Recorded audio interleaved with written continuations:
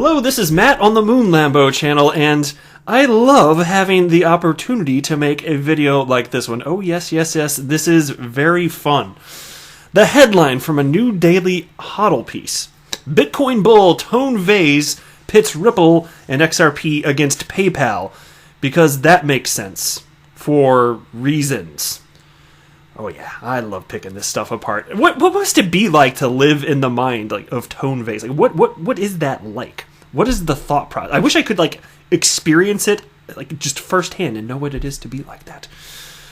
Because I'm telling you, as far as it pertains to facts, there's no way that this guy is missing all of the facts. There's no way. It seems disingenuous to me, and I like to give people the benefit of the doubt. But wait till I share with you what was said here. I don't know how to perceive it as anything other than something that you can't take seriously. Anyway, we're going to run through that, and then we've got an article unrelated but interesting nonetheless. Also from Daily HODL, Bitcoin and crypto will create world's first trillionaire, says Mark Yusko. Now, before we get along any further, ladies and gentlemen, boys and girls, if you would please ever so delicately tap that like button, and if you're a fan of Ripple and XRP, I think you're a pretty gosh darn solid person. Go ahead and subscribe to the Moon Lambo channel so that we can talk about this stuff every day. This is an XRP-centric channel. Let's go ahead and dive in now. Bitcoin bull Tone Vays thinks XRP can't compete with PayPal as a means of payment or as a currency. Oh my god, I already want to break down that sentence. I'm going to. This is my damn channel. I can do what I want. Payment, no, XRP is intended to be used for settlement, not payment. And then as a currency, that would be a consumer-facing solution. And, I'm using air quotes. You can't see me, but air quotes solution there. There isn't really a problem around the world, generally speaking, with people using various fiat currencies. So as far as XRP being used in place of a fiat currency, no, that's not how it's to be positioned. Moving forward, Vays, a veteran derivatives trader and longtime XRP critic, recently responded on Twitter to claims about XRP's efficiency and supremacy. Let me read this tweet for you here. Okay, here we go. Wake me up. This is from Tone Vays. Wake me up when XRP is faster than PayPal. Until then, it is not only slower, but has an extra advantage of exchange risk plus price volatility risk. But the moment you can be faster than PayPal, you will only be, I'm not going to use that word, S-wordier than them in 2 ways instead of 3. Either way, Bitcoin don't care. And if you guys have ever wondered why I don't curse on this channel, I see barely anything that's remotely along those lines. It's because I never know if there are kids in the background and I just kind of feel like a douche. Can I say douche? Wait, did I just... whatever. Anyway, so wake me up when XRP is faster than PayPal. Okay, in terms of transactions per second, on-chain, 1,500... He's probably not aware of that. He's you know what is extra rich about that? He's a Bitcoin maximalist, and his coin of choice can conduct 7 transactions per second versus XRP's 1,500. And there are actually scaling solutions for XRP versus the broken Lightning Network that requires centralization and a pre-funding of accounts. Don't make no damn sense to compare it. I don't know why he's comparing it to PayPal anyway. This is nonsense. But until then, it's not only slower, but has an extra advantage of exchange risk. Okay. If you're talking about tapping into liquidity, exchanges are the ones taking those risks, not banks. Okay, he doesn't even understand in this, apparently, the difference between market makers and actual remittance companies and banks who don't have to have that exposure should they choose not to take it. And I'm not aware of any of them taking it, frankly, and that's not surprising me. Maybe some for their own reasons will down the road. But right now, it's pretty much market makers, meaning exchanges, holding all of that because, look, they're making money on the buying and selling of this. So to me, it doesn't make any gosh darn sense. And he doesn't understand the use case clearly. Because, well, let me say this first. As far as it pertains to PayPal, that's a closed system. What we're trying to do with XRP, we're talking about a bridge currency that results in interoperability. We're changing from one fiat currency to another. This is pure silliness. And so XRP Crow responded. He's at Status, S-T-E-D-A-S on Twitter, valued member of the XRP community. He was the one that makes all the cool infographics, and he made the XRP community poster, which I've talked about a few times on the channel.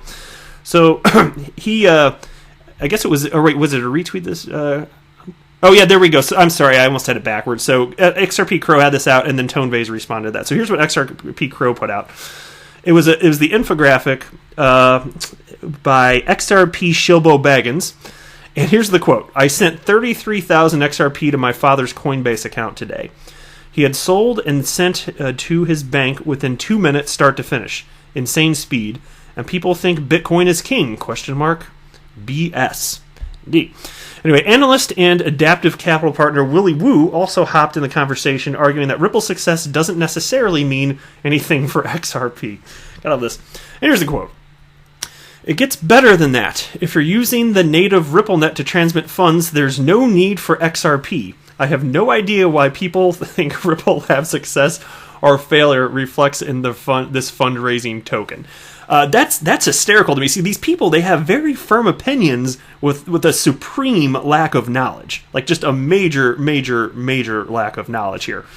There's no need for XRP. Okay, well, that's, you want to say, I could say technically true. You can use Swift. You can have your cross-border payments, complete in like 5 days in some instances if there's enough friction in particular corridors. Yeah, then you don't need XRP. You can just wait 5 days and pay outrageous fees along the way, because each little bank along the way is going to want their cut of it, and then you just have to hope that the whole transaction doesn't fail, because there's about a 6% failure rate. But he doesn't know that, does he? He just got opinions.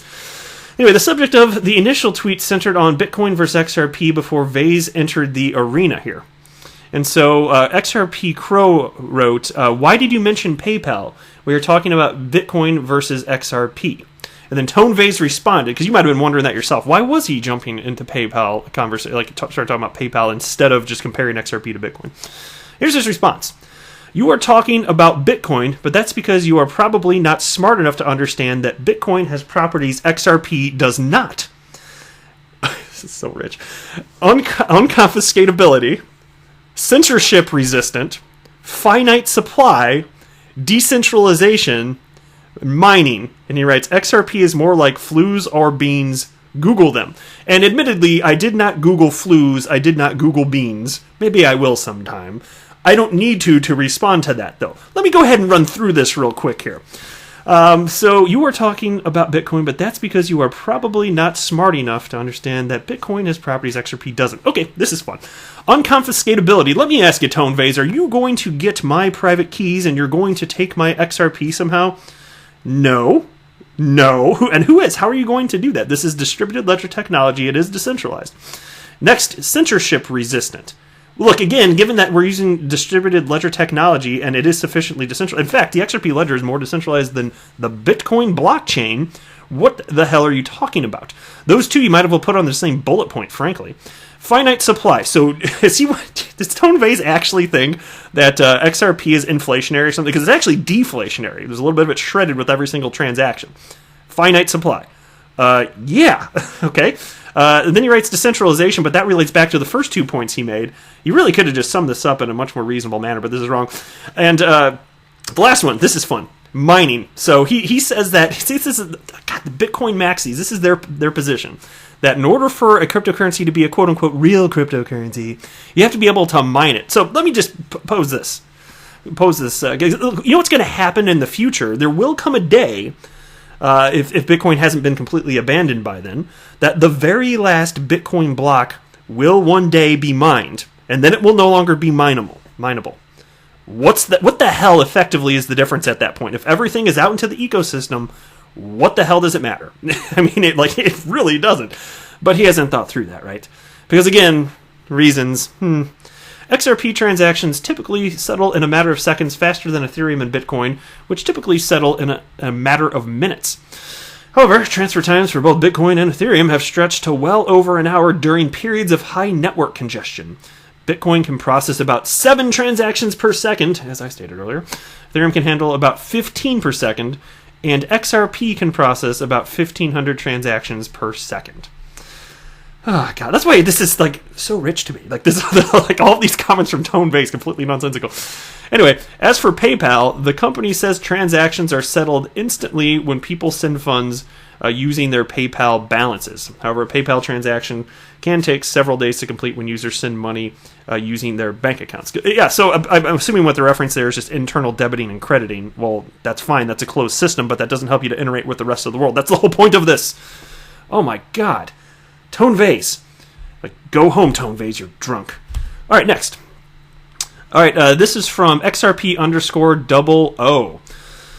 I just became active on Twitter because of you guys and many others in the XRP community.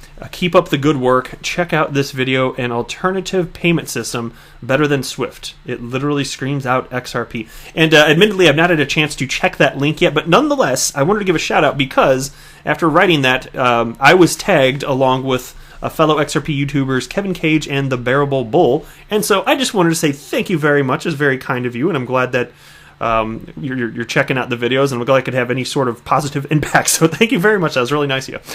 All right, next here, this is from Liquidity Index Bot, and it was actually ultimately Frecky that tagged me in this, so shout out to you, Frecky.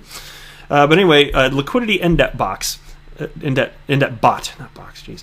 It just shows another all-time high, and this was from yesterday, but I still wanted to show because you're gonna this is gonna be like a constant thing as far as because MoneyGram is nowhere near done ramping up volume here, but this is the liquidity index for Bitso XRP/MXN, and it's just another day where there's an all-time high, and you can see not literally look at the upward trend. Not every day is an all-time high, but you can see the general progression, right? Which makes all the sense in the world.